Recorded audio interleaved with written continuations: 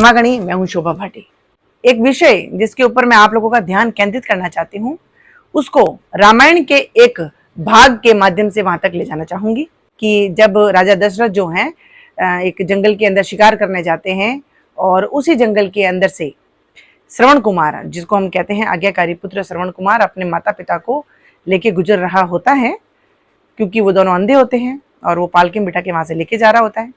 तो श्रवण कुमार के माता पिता को प्यास लगती है और उसको भी लगती है, तो वो वहां अपने माता पिता की टोकरी को रखकर एक कहीं झील या कोई तालाब था वहां पे पानी पीने जाता है।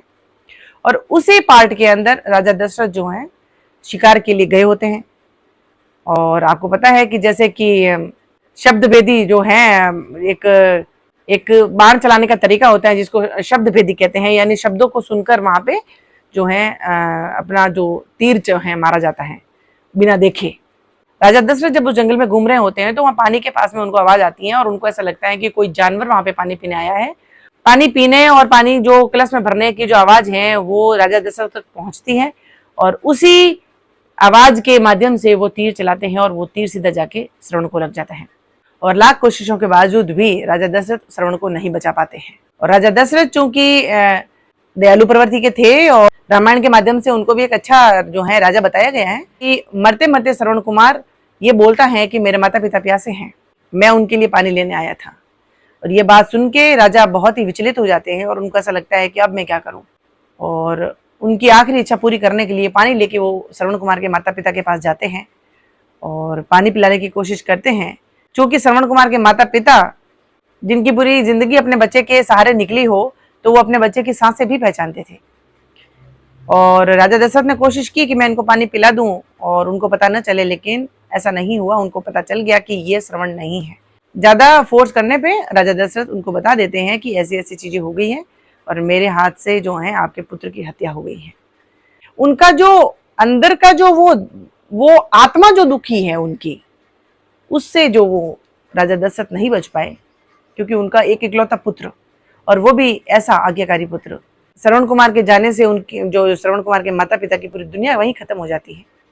और वो राजा दशरथ को श्राप देते हैं कि तुम भी इसी तरह से पुत्र वियोग में तड़प तड़प के मरोगे और लाख कोशिशों के बावजूद भी तुम कुछ भी नहीं कर पाओगे। ये घटना हम सभी जानते हैं। आज आप लोगों के सामने ये घटना रखने का मेरा उद्देश्य जो है, बहुत सारे ऐसे मेरे पिता तुल्य लोग, बहुत सारे ऐसे मेरे ब्रदर्स, बहुत सारे मेरे बच्चे जो जाने या अनजाने में या फिर पैसों की मदहोशी में या फिर पैसों के पावर पे या फिर अपनी सीट या अपने पद के नशे में कुछ ऐसा स्टेप ले लेते हैं या फिर कुछ ऐसे कार्य कर लेते हैं जिससे न चाहते हुए भी वो अपने स्वयं को और अपने परिवार को किसी भी श्राप से बचा नहीं पाएंगे। और हो सकता है कि एक ऐसी घटना उनके साथ में घट जाए या फिर ऐसे एक श्राप का वो शिकार हो जाए कि जिससे बेमौत मरना पड़े। आज आप लोगों को जो मैं कहने जा रही हूँ, ये वीडियो या ये बात वही सुन पाएगा जो सच सुनने की हिम्मत रखता है।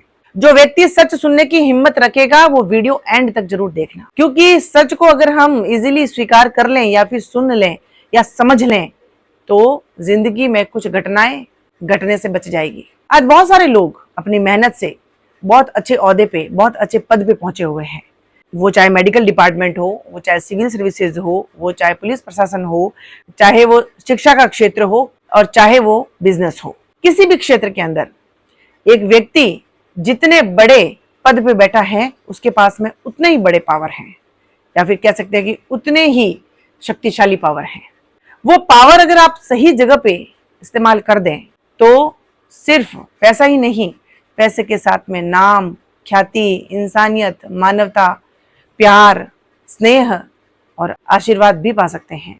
लेकिन उस पद का, उस पावर का अगर आपने मदहोशी में या फिर आप कह सकते हो कि एक घमंड में कि भाई मेरा कौन क्या बिगाड़ सकता है, बिल्कुल कोई प्रत्यक्ष रूप से कोई व्यक्ति आपका कुछ नहीं बिगाड़ सकता, लेकिन किसी व्यक्ति की हाय, किसी व्यक्ति का श्राप आपका बहुत कुछ बिगाड़ सकता है। इस बात को जितना जल्दी हो सके आप स्वीकार लोगे, बहुत सी समस्याएं आपके जीवन से चली जाएगी।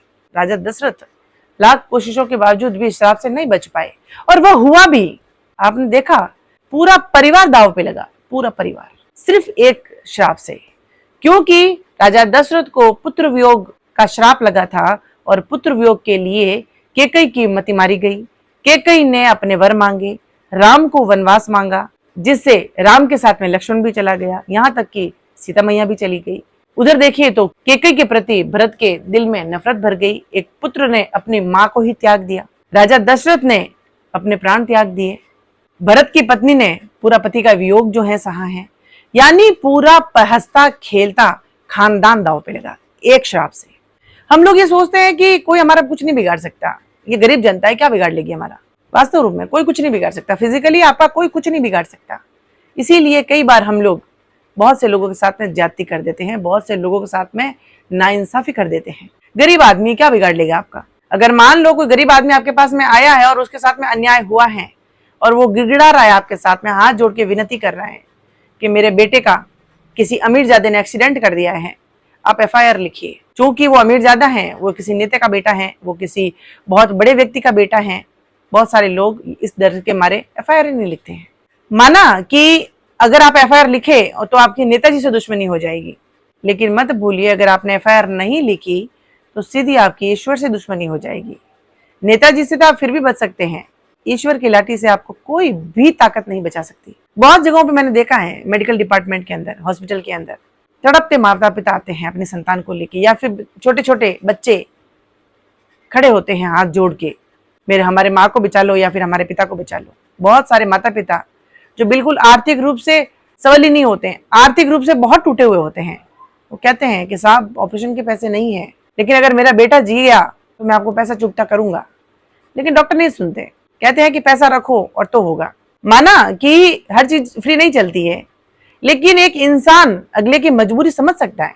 आज वहां पे जो मशीनें लगी हुई हैं हॉस्पिटल में, अगर किसी एक व्यक्ति का, अगर जिसका एक इकलौती संतान जिंदगी और मौत से लड़ रही हैं, उन मशीनों के ऊपर या फिर उन डॉक्टर के साथ मिलकर अगर आप ऑपरेशन कर दोगे तो मुझे नहीं लगता कि भारत सरकार का बहुत बड़ा नुकसान हो जाएगा। उस हॉस्पिटल के अंदर पूरी टीम के लिए और पूरे लोगों के लिए, पूरी व्यवस्था के लिए कितनी दुआएं बटोर सकते हैं आप। मैं ये नहीं कह रही हूँ कि हर किसी का जो है परिस्थितियां पता चल जाती हैं। एक इंसान जो रात दिन ऐसे केसेस झेल रहा है उसको पता चल जाता है कि क्या करना चाहिए। लेकिन वहीं अगर कोई नेता का बेटा हो, बड़े अफसर का बेटा हो, बड़े बड़े बड़े लोगों का बेटा हो, आप वहां पे कुछ नहीं पूछते हैं कि कितना पैसा लगेगा, क्या नहीं लगेगा, क्योंकि आप स्थिति भांप लेते हैं कि ये पैसे वाला है। तो वहां आप स्थिति भांप लेते हैं कि ये पैसे वाला है, तो गरीब की स्थिति आप नहीं भांप सकते कि ये बिल्कुल जो है बिल्कुल आर्थिक रूप से टूटा हुआ है, इसके पास नहीं पैसा है। अगर हमने कुछ नहीं किया तो ये बच्चा मर जाएगा या इंसान मर जाएगा, किसी का बेटा, किसी का पति या किसी का पिता या किसी की माँ, किसी की पत्नी खत्म हो जाएगी। लेकिन वहां हम इंसानियत नहीं दिखाते, कोई जरूर नहीं है। कई बार पेपर सेटिंग की बात होती है। आपको पता है गरीब घर का बेटा एक जो रात दिन अपने माँ बाप को खेत के अंदर चिलचिलाती धूप के अंदर काम करते देखता है और वो सपना देखता है कि मैं एक दिन इतना बड़ा अफसर बनूंगा कि मेरे माता पिता को खेत में इस चिलचिलाती धूप के अंदर काम करना नहीं पड़ेगा। मैं अपने माता पिता को गरीबी से निकालना चाहता हूँ। मैं अपने माता पिता को ये 100 या 50 रुपए के लिए तड़पता नहीं देखना चाहता, इसलिए मैं दिन रात मेहनत करूंगा, पढ़ाई करूंगा। और वो तैयारी करता है, पेपर भी देता है, लेकिन चंद लोगों की गद्दारी की वजह से आप वो वैकेंसी को ही रद्द कर देते हैं। जिन बच्चों ने रात दिन मेहनत की उनका क्या कसूर। पेपर लीक होना या पेपरों में हेराफेरी होना करना तो ये तो ऊपर का लोगों का काम है, आप लोगों का काम है। आप लोग सेटिंग करके किसी को भी पेपर करवा रहे हैं या दिलवा रहे हैं या लीक करवा रहे हैं, जो भी करा रहे हैं, आप लोगों को समझना चाहिए कि बहुत से बच्चे बिना खाए पिए इतनी समस्याओं से जूझते हुए पढ़ रहे हैं। इतने लोगों की एक साथ में अगर मान लो हाय लगेगी तो क्या हर्ष होगा। ऐसे कई डिपार्टमेंट की मैं बात करूंगी, चाहे वो जैसे मैंने बताया कि चाहे वो मेडिकल डिपार्टमेंट हो या पुलिस वाले हो या डॉक्टर्स हो, इंजीनियर्स हो, बहुत सारे लोग सिर्फ और सिर्फ अपना घर भरने के लिए कितने घर के रिश्ते, कितने घरों के चिराग, कितने घरों से सिर की छत उजाड़ लेते हैं। हाँ, हो सकता है कि एक बार तो आपने आपकी बैंक बैलेंस कर लिया, आपके खाते के अंदर करोड़ों रुपए आ गए, अरबों रुपए आ गए, फिर क्या होगा। लेकिन आप क्या सोचते हो कि मतलब जो हॉस्पिटल के अंदर पैसे नहीं होने की वजह से किसी माता पिता का बच्चा उनके सामने तड़प तड़प के मर गया, उनकी हाय से आप बच पाओगे? या फिर छोटे छोटे बच्चों के पिता का किसी ने एक्सीडेंट कर दिया, किसी रईसजादे ने एक्सीडेंट कर दिया, या फिर किसी बड़े लोगों का शिकार हो गया वो, और आप FIR नहीं लिखोगे। वहां आप अपनी मनमानी कर सकते हो, लेकिन भगवान के आगे आप लोगों की मनमानी नहीं चलेगी।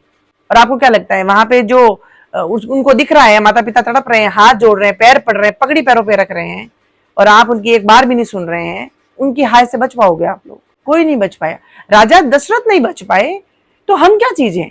और रामायण के अंदर जो राम ने लीलाएं करके जो चीजें हमें समझाने की कोशिश की, भरपूर कोशिश की, हम लोग इसको नहीं मानना चाहते तो ये हमारी मर्जी है। हो सकता है कि मानना और नहीं मानना तो हमारे हाथ में है, लेकिन भोगना आपके हाथ में नहीं है। आप चाहो कि मैं नहीं भोगूं, वो नहीं होगा, वो तो आपको भोगना ही पड़ेगा।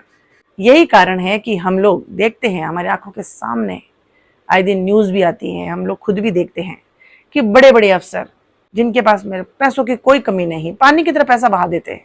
यहां तक कि विदेशों में इनका इलाज होता है, खाने पीने की कोई कमी नहीं, बिल्कुल बैलेंस डाइट, बिल्कुल ड्राई फ्रूट, बिल्कुल जूस, एवरीथिंग दे हैव, सब कुछ उनके पास में होता है। उसके बावजूद भी ऐसी ऐसी बीमारियां जो लाइलाज हैं या फिर जिसमें करोड़ों रुपए लग जाता है, उसके बावजूद भी इंसान नहीं बचता है। आपको पता है कि वो पैसा क्यों लगता है? क्योंकि वो एक एक पाई का हिसाब वो ऊपर बैठा हुआ लेता है, और वो जब तक उसके बैंक बैलेंस से एक एक रुपए नहीं निकल जाता जो कि हराम की कमाई थी, तब तक तो वो उसको जिंदा रखता है, क्योंकि पैसा भी तो खर्च करवाना है ईश्वर को। और वो पूरा पैसा बह जाने के बाद में उसके प्राण भी ले लेता है, क्योंकि वो बचना भी नहीं चाहिए। यही हिसाब है उसका, उसकी लाठी से कोई नहीं बच पाता। तो मैं आज आप लोगों को सिर्फ सुनाने के माध्यम से ये वीडियो नहीं बना रही हूँ। आज हम जिस सीट पे बैठे हैं, जो पावर हमारे पास में है, ये हम सब जानते हैं कि जितनी बड़ी सीट है, जितना बड़ा हमारा ओहदा है, जितना बड़ा हमारा पद है, हमें ऑल फैसिलिटीज मिलती हैं। हमें गाड़ी मिलती है, हमें कोठी मिलती है, नौकर चाकर मिलते हैं, सब कुछ मिलता है, और एक इतना ह्यूज अमाउंट हमें मिलता है, इतनी बड़ी हमारी एक तनख्वाह होती है जिसमें सिर्फ हमारा ही नहीं 5 परिवार आराम से पल सकते हैं।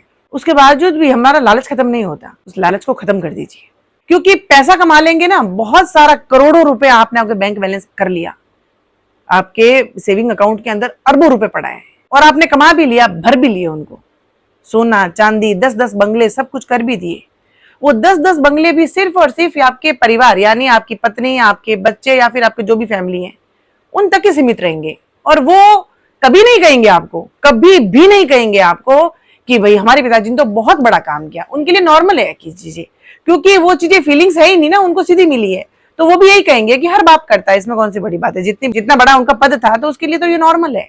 लेकिन उस पद का इस्तेमाल अगर आपने लोगों के लिए कर लिया, निसहाय लोगों के लिए कर दिया, गरीब लोगों के लिए कर दिया, नीडी लोगों के लिए कर दिया, तो आप सोचिए कि आपके कार्यकाल के अंदर कितने वर्ष होते हैं, और कितने लोगों की मदद करके आप कितने लोगों का प्यार, इज्जत, मान, सम्मान बटोर सकते हैं। तो फिर मुझे यह समझ में नहीं आता कि क्यों नहीं करते लोग, क्यों नहीं मदद करते हो।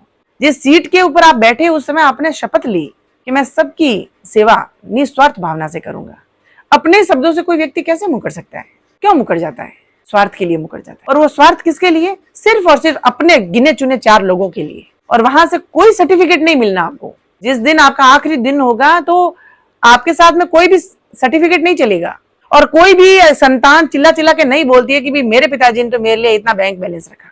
वो नहीं का नाम ही करेंगे, कहेंगे इसमें कौन सी बड़ी बात है। लेकिन जो लोग आप पे आश्रित थे, अगर आपने लोगों की निस्वार्थ भाव से सेवा की है, उनकी मदद की है, तो वो आपकी व्यर्थ नहीं जाएगी। और यही इंसान की सबसे बड़ी कमाई है, जो अपनी वो नेकी से कमाता है। ये कमाना हमारे हाथ में होता है। अगर इतनी अच्छी तनख्वाह मिल रही है तो उसमें आपका हक है, वो आप उसमें जो भी आपने खुद को जो है सुख सुविधा देना चाहते दे सकते हैं।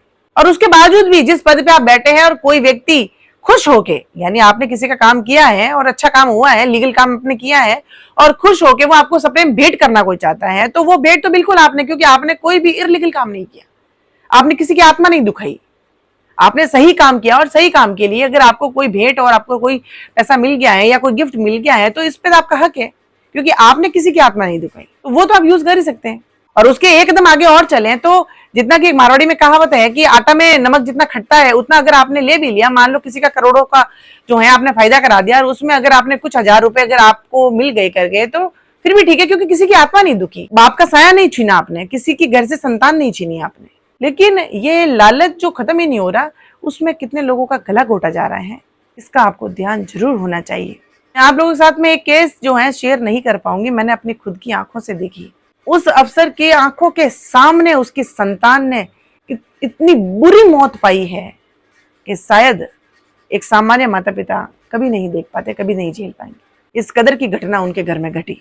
और सबसे बड़ा दुख तो मुझे तब हुआ जब एक व्यक्ति ने मेरे को ऐसा कहा कि इस आदमी से मैंने बहुत मदद मांगी थी, मेरे बेटे का सिलेक्शन होने वाला था, इस व्यक्ति ने ये व्यक्ति बहुत कुछ कर सकता था, यानी मेरे बेटे के साथ में नाइंसाफी हुई, मेरे बेटा जिंदगी में आगे बढ़ सकता था, लेकिन इसने घूस खाई, इसीलिए मेरा बेटा आज मजदूरी कर रहा है।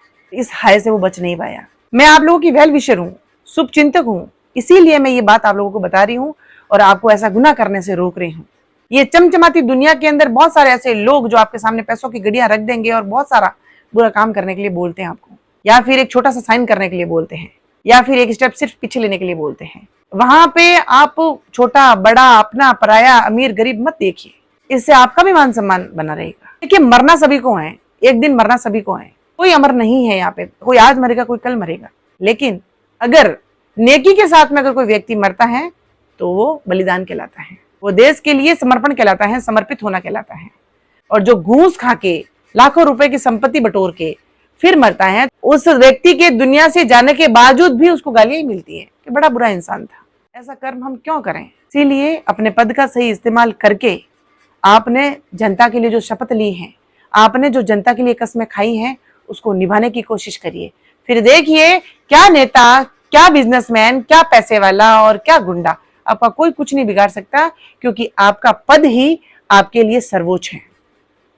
और जिस पद पे आप बैठे हैं, आपके पास में इतनी शक्तियां होती हैं कि आप किसी का भी मुंह बंद कर सकते हैं और किसी को भी धमका सकते हैं या किसी को भी अपनी औकात में रख सकते हैं। इसीलिए अपने पद का सही इस्तेमाल करके आप लोगों से सिर्फ और सिर्फ प्यार, स्नेह, मान सम्मान और आशीर्वाद बटोरिए। ऐसी हाय मत लीजिए कि आपका हंसता खेलता परिवार पूरा बर्बाद हो जाए और ऐसी मौत आपको मिले जिसके लिए शायद आप डिजर्व नहीं करते।